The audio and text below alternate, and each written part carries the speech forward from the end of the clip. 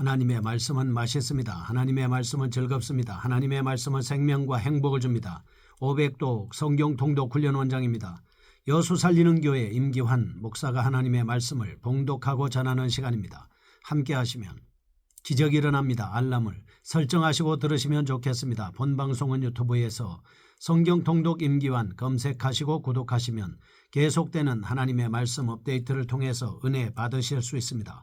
오늘은 시편 9편을 봉독하고 말씀을 전하겠습니다. 시편 9편. 다윗의 시 인도자를 따라 물납변에 맞춘 노래입니다.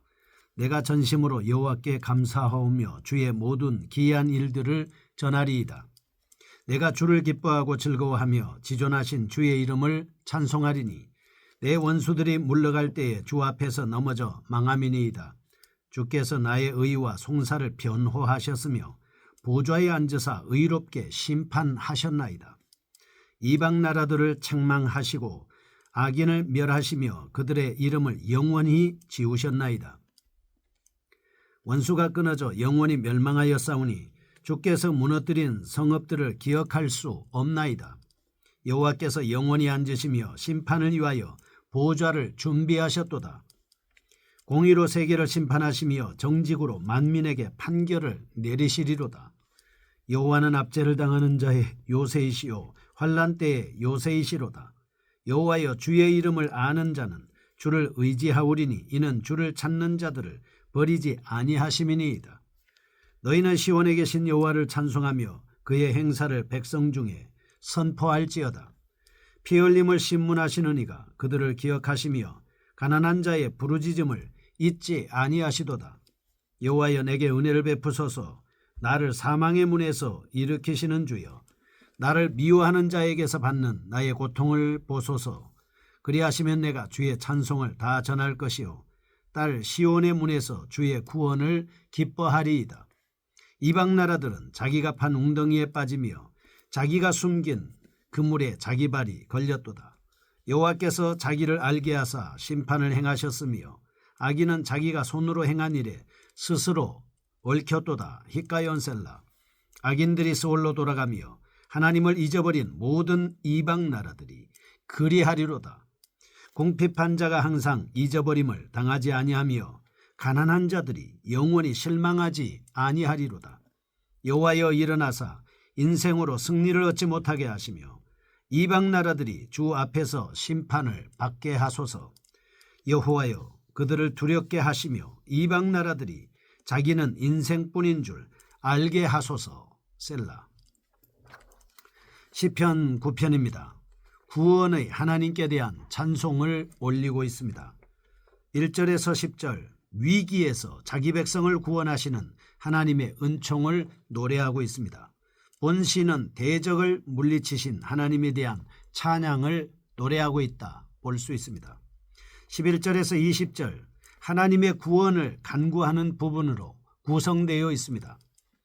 본 시는 일반적으로 감사시라고 알려져 있습니다. 역사적 배경에 대해서는 명확하게 어느 시대 어떤 역사인지 자세히 알 수는 없습니다. 다만 시온에 머무르고 있던 시기에 다윗이 전쟁에서의 승리를 감사하면서 쓴 시가 아닌가라고 이렇게 짐작해 볼 수 있겠습니다. 그렇지만 여기서 다윗이 특정한 역사적 사실에 대해서만 감사를 표명했다라고 보기는 어렵습니다. 다윗은 하나님이 과거의 원수들의 횡포와 능력으로부터 보호해 주셨음을 생각하고 있습니다.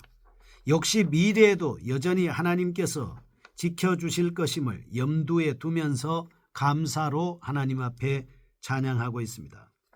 그러므로 어떤 의미에서 다윗의 기본적인 삶의 자세에 대한 고백의 노래다 이렇게 볼 수 있습니다. 왜냐하면 평소에 다윗은 악기 연주도 잘하지만 노래를 잘하는 그래서 시도 잘 짓는 이런 사람이었습니다.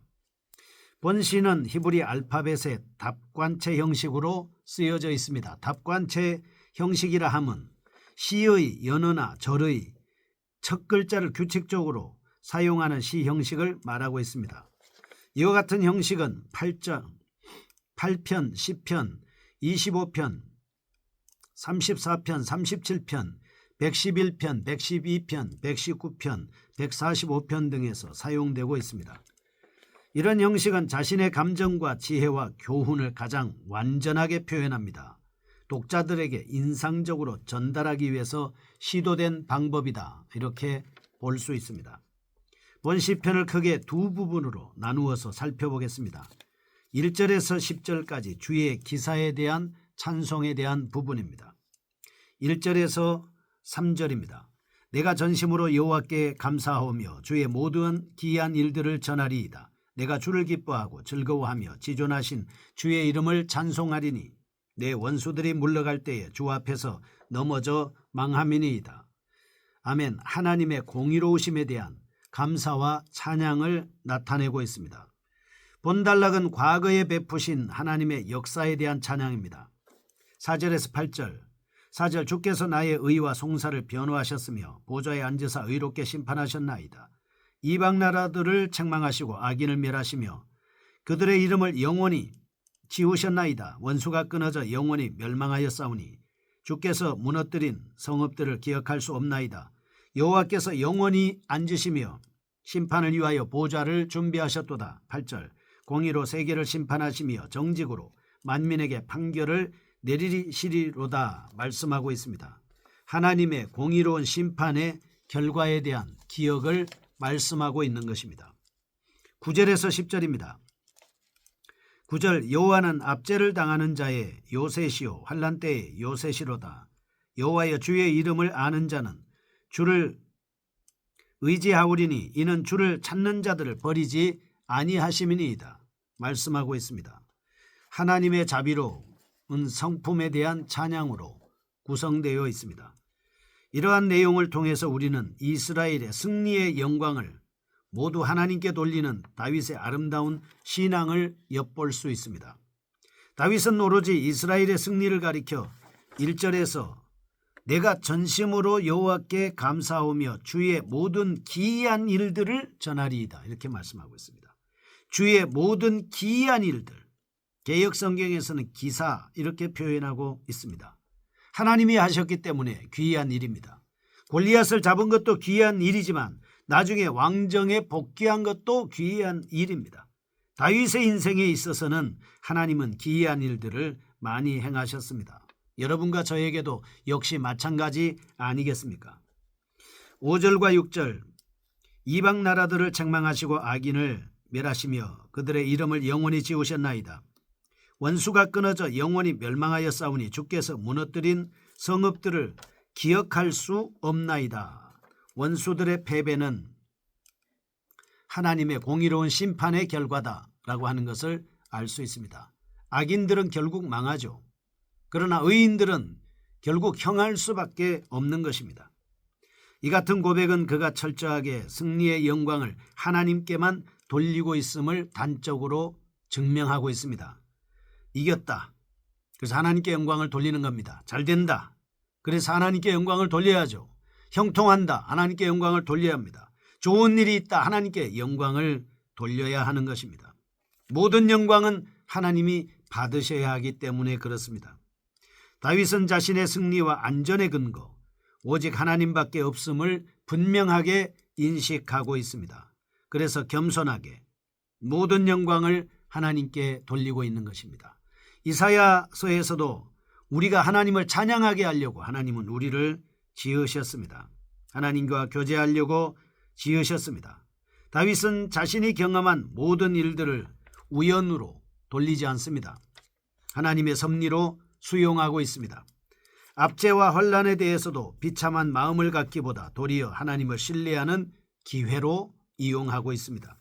이러한 태도, 어떤 상황 속에서도 하나님의 은혜로 인한 구원이 존재한다는 확신에서 비롯되고 있습니다. 다윗은 오직 하나님의 자비로우신 성품에 근거해서 이스라엘을 구원에 대한 확고한 입장을 견지해 온 것입니다.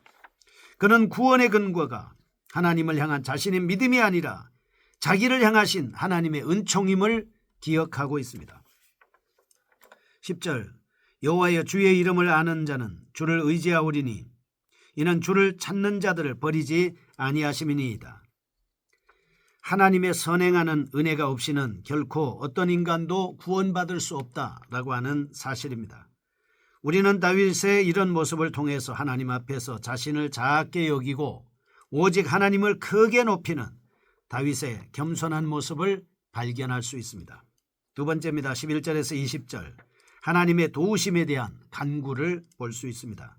과거에 베푸신 하나님의 구원에 대한 감사와 찬양에 이어서 11절과 12절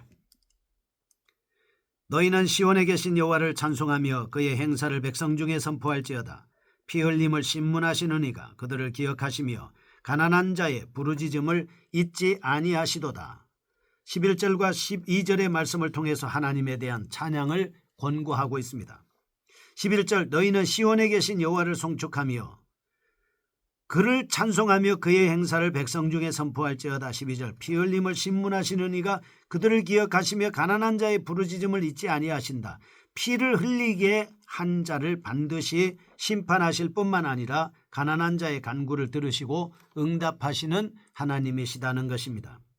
13절 여호와여 내게 은혜를 베푸소서. 나를 사망의 문에서 일으키시는 주여 나를 미워하는 자에게서 받는 나의 고통을 보소서. 14절 그리하시면 내가 주의 찬송을 다 전할 것이요 딸 시온의 문에서 주의 구원을 기뻐하리이다. 사망의 문에서 미워하는 자에게 주님이 도와주시면 제가 주님을 찬송하고 주의 구원을 전파하겠습니다 라고 간절히 기도하고 있습니다. 15절에서 18절입니다. 간절한 기도에 대한 하나님의 응답입니다. 15절 나라들은 자기가 판 웅덩이에 빠지며 자기가 숨긴 그물에 자기 발이 걸렸도다.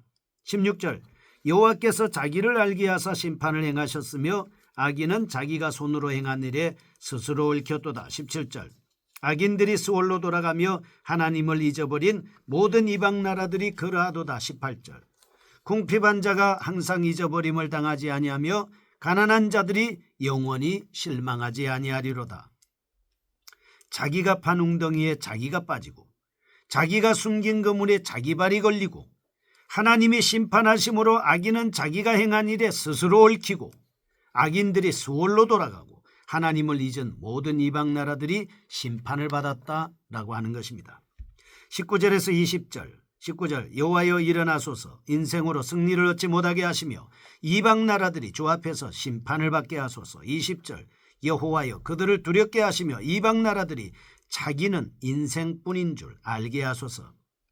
인생으로 승리를 얻지 못하게 하시고 이방 나라들이 종 앞에서 심판을 받아 두렵게 하시며 자신들이 인생이라는 것을 알게 해달라라고 이렇게 기도하고 있습니다. 이런 내용을 통해서 우리는 하나님이 인생보다 훨씬 강하심을 알고 또한 믿는 다윗의 신앙을 엿볼 수 있습니다. 다윗은 함께 하나님을 찬송하자고 백성들에게 권고하면서 11절과 12절에서 하나님은 모든 자들의 찬송을 받으시기에 합당하신 전능자이시며 사랑의 주님이시라고 고백하고 있습니다. 하나님은 피를 흘리게 한 자들에게 보복할 능력이 있는 분입니다. 환난 중에 있는 자가 자기 백성을 도우시는 자비로우신 하나님이십니다. 13절에서 14절 다윗은 찾아온 위기 중에서 하나님께 도움을 요청합니다. 15절에서 17절 다윗의 기도의 결과로 이스라엘을 위협하던 열방은 하나님의 심판을 받아 멸망하였습니다. 20절 이러한 사실을 통해서 다윗은 하나님께서 모든 인생을 주관하시는 통치자이심을 밝히고 있습니다. 인간은 나약합니다. 여러분과 저는 유한합니다. 그리고 우리는 사특합니다. 그러나 하나님은 홀로 위대하시며 공의로우신 하나님이십니다. 다윗은 이런 내용의 말씀을 통해서 다음과 같은 귀한 진리를 우리에게 보여주고 있습니다.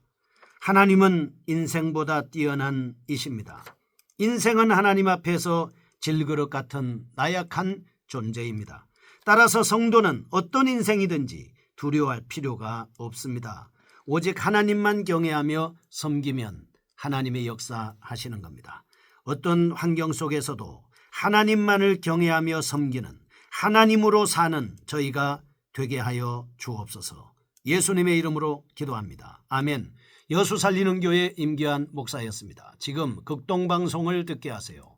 기적이 일어납니다. 우리는 지금 생명을 전하고 있습니다.